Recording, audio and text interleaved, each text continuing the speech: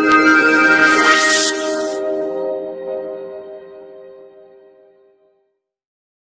guys, this is Amir and welcome to our channel Zeal Hub.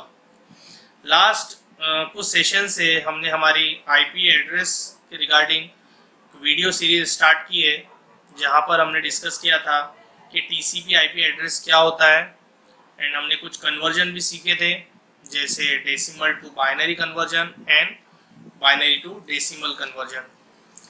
आज हम further IP address के regarding इस session में discuss करेंगे।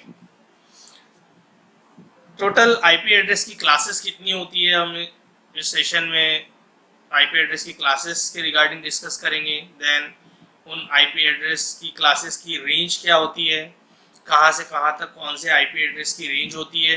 Then types of IP address कितने types के होते हैं।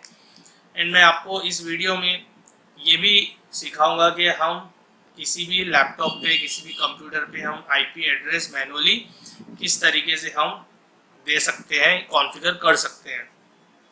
चलिए, तो हम इस वीडियो को हमारे कंटिन्यू करते हैं।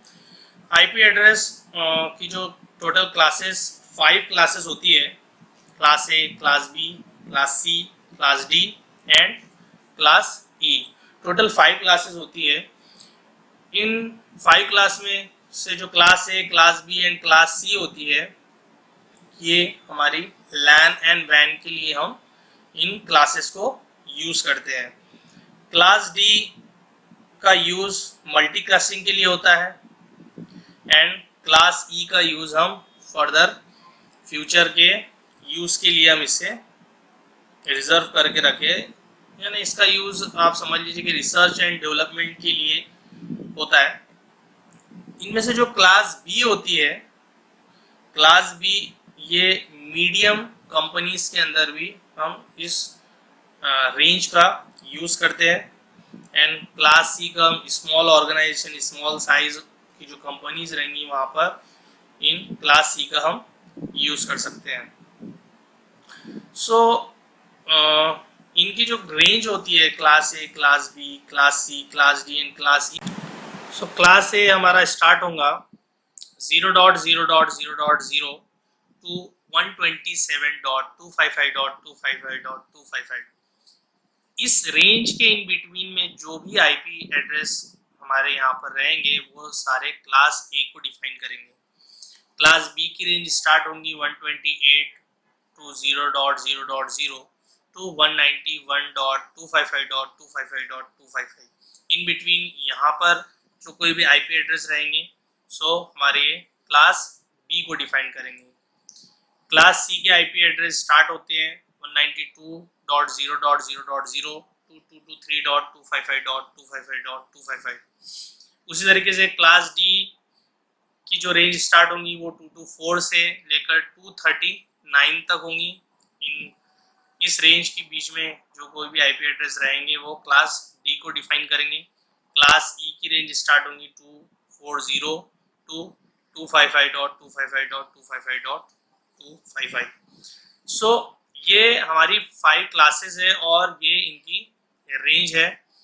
उसी तरीके से हमारे कुछ आईपी रिजर्व भी रहते हैं, जैसे कि इस क्लास ए का हम आईपी एड्रेस अगर इसकी हम बात करें तो 127.0.0.0 ये हमारा लूपबैक आईपी एड्रेस है, जो कि हम यूज़ नहीं कर सकते हैं। जब हमें होस्ट को कोई आईपी एड्रेस देना होगा सो हम ये 127 का आईपी हम यूज़ नहीं कर सकते हैं। ये हमारा 127.0.0.0 ये आईपी एड्रेस, इसे हम लूपबैक आईपी एड्रेस कहेंगे। और ये हमारे इंटरनल टेस्टिंग के लिए हम इस आईपी एड्रेस का यूज़ कर सकते हैं। लाइक अगर हमें चेक करना हो कि हमारा लैपटॉप का अगर एनआईसी कार्ड ये हमारा काम नहीं कर रहा है, सो उसका डायग्नोस करने के लिए हमारा एनआईसी कार्ड काम कर रहा है नहीं कर रहा है, सो हम कमांड प्रॉम्प्ट में जाके इसे इस एड्रेस को 127.0.0.0 को इसे हम पिंग करेंगे। सो अगर इससे पिंग अगर आता है सो हमारा एनआईसी कार्ड काम कर रहा है। तो हम एनआईसी कार्ड का डायग्नोस करने के लिए, इंटरनल टेस्टिंग के लिए हम इस एड्रेस को रिजर्व करके रखते हैं, इसे हम यूज नहीं करते। It is a loop back address. उसी तरीके से क्लास बी में भी एक एड्रेस जो रहता है वो रिजर्व रहता है।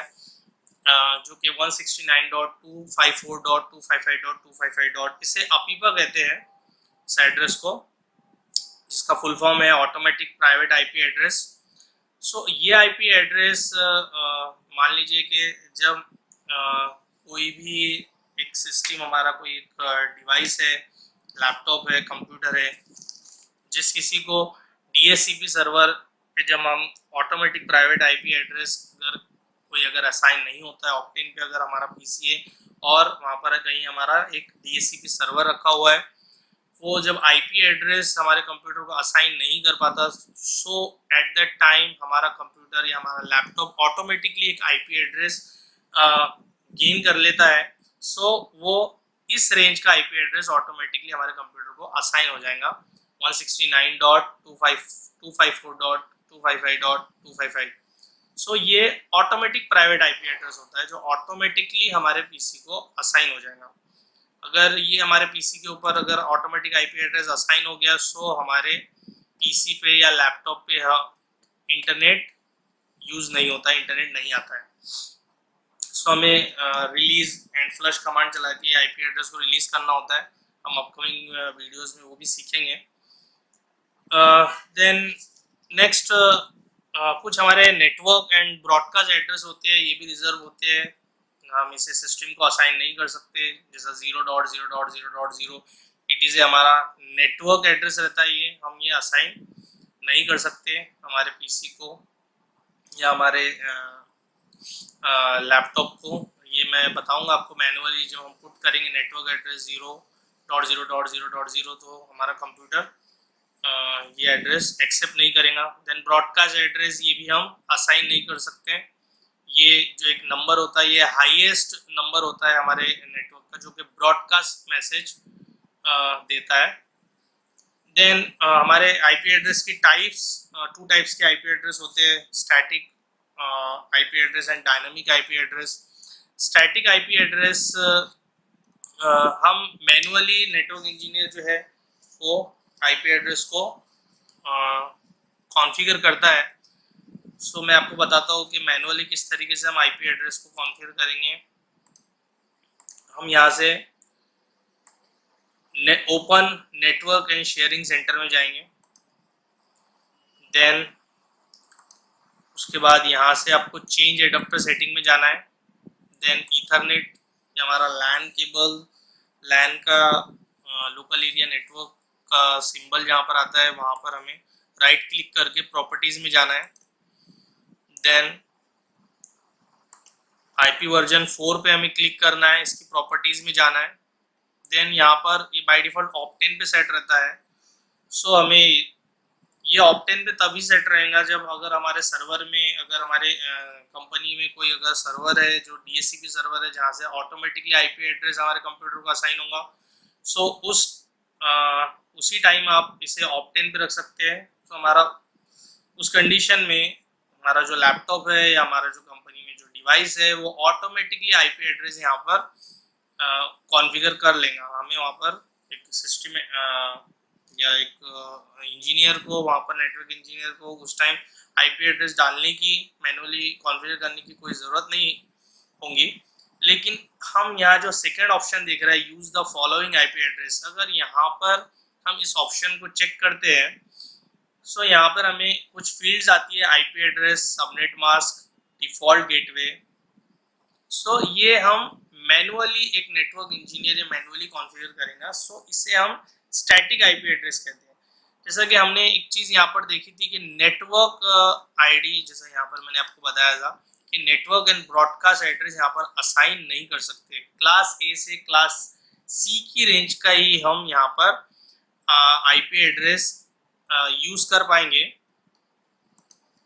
जैसे कि मैं आपको यहाँ पर पुट करके बताता हूँ नेटवर्क एड्रेस. जैसे हम 0 यहाँ पर जैसी 0.0. हम डालने की कोशिश करेंगे तो हमें एक मैसेज आएगा कि 0 is not a valid entry, please specify a value between 1 and 223. सो 223 हमारा एंड, जो क्लास सी हमारा एंड होता है वहां तक के बीच का ही हम एड्रेस यहाँ पर रेंज का हम डाल सकते हैं. सो मैं आपको एक एड्रेस डाल के बताता हूँ. क्लास सी का 192.168.10.1 ये मैंने एक एड्रेस डाला, सबनेट मास्क ये क्लास सी का है इसलिए सबनेट मास्क ये ऑटोमेटिकली अज्यूम कर लेगा 255.255.255।